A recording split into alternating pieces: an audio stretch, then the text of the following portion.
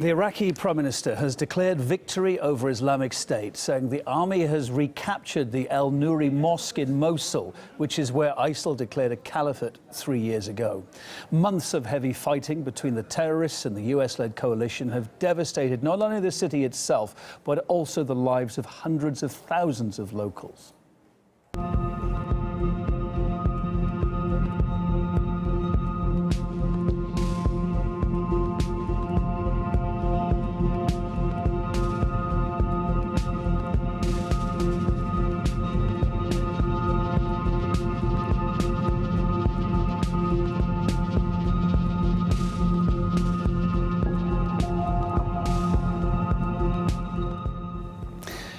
And this morning, the story of Mosul's liberation is dominating global media coverage.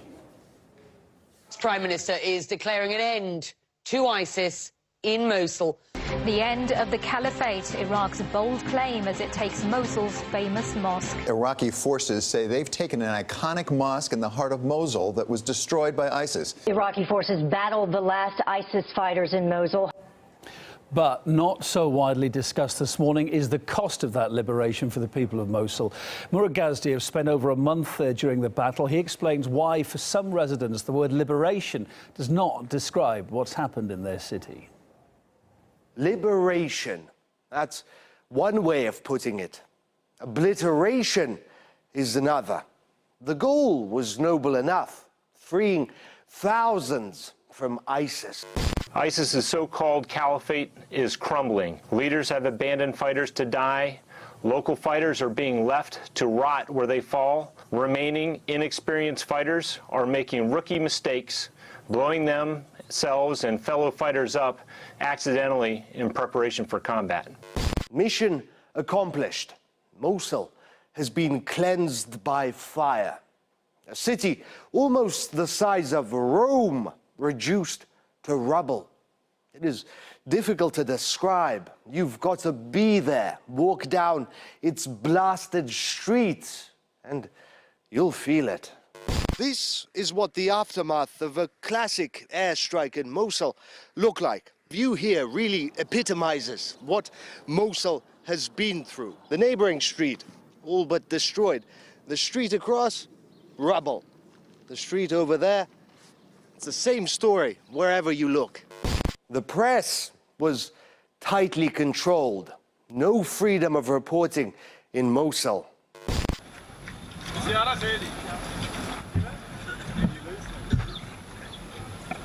We saw what we were allowed to see, but this was enough. طيران يضرب على مود شخص واحد يوقع بيت كامل. غير يساعدون العالم شويه يا اخويا، حتى العالم تطلع من بيوتها، والله هسه العالم اكثرتها ترى وتقطعوا ايدين وابني عمر، وهذا صار بينا وهذا الجرح، وجابوني هنا. الله يسلمك.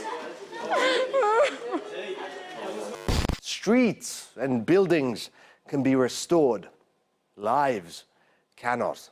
Children, families, whole neighborhoods were sacrificed to airstrikes in the liberation.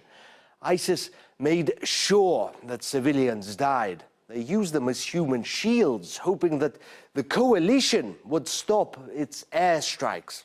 They miscalculated. The bombs rained down until the end. Civilian casualties are a fact of life in this sort of situation. When a single US-led airstrike killed more than 100 civilians, I remember clearly how they tried but failed to contain that. At first, they blamed ISIS. Then they admitted to the bombing, but still blamed ISIS. Perhaps civilians are being killed either by mistake or because the enemy is using a tactic that actually has them become part of the target. That is on them, not on us. It's not our fault that we're killing civilians, they said. They'll remember this as a victory, the liberation of Mosul. But liberation may be the wrong word.